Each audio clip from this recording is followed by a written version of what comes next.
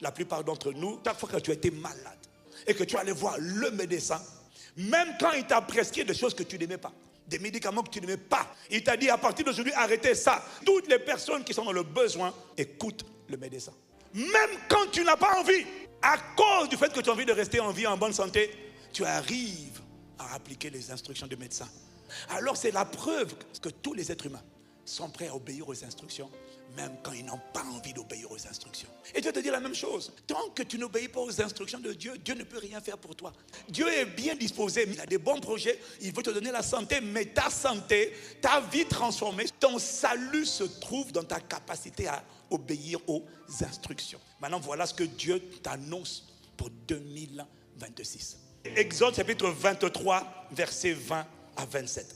En 2026, j'envoie un ange devant toi pour te préparer en chemin et pour te faire arriver au lieu que j'ai préparé.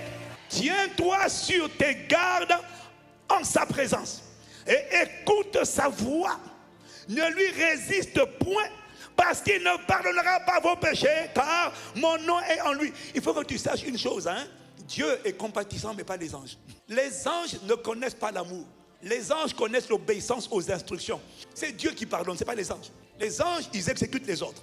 Tiens-toi sur tes gardes dans sa présence et écoute sa voix. Ne lui résiste point, parce qu'il ne pardonnera pas vos péchés, car mon nom est en lui. Mais, c'est là que ça devient intéressant. Si tu écoutes sa voix, et si tu fais tout ce que je te dirai, si tu marches sur ma parole, si tu me laisses te guider, si tu fais ce que je te dis de faire, si tu marches sur ma parole, je serai l'ennemi de tes ennemis et l'adversaire de tes adversaires.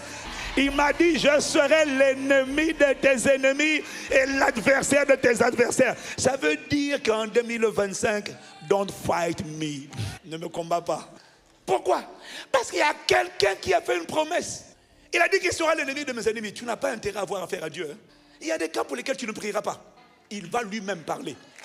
Verset 23. Mon ange marchera devant toi et te conduira chez les Amoréens, les Hessiens, les Phérésiens, les Cananéens, les Essiens, les Jébusiens, c'est-à-dire toutes les entités qui sont assises sur ton héritage. Les hommes forts, familiaux, territoriaux, continentaux.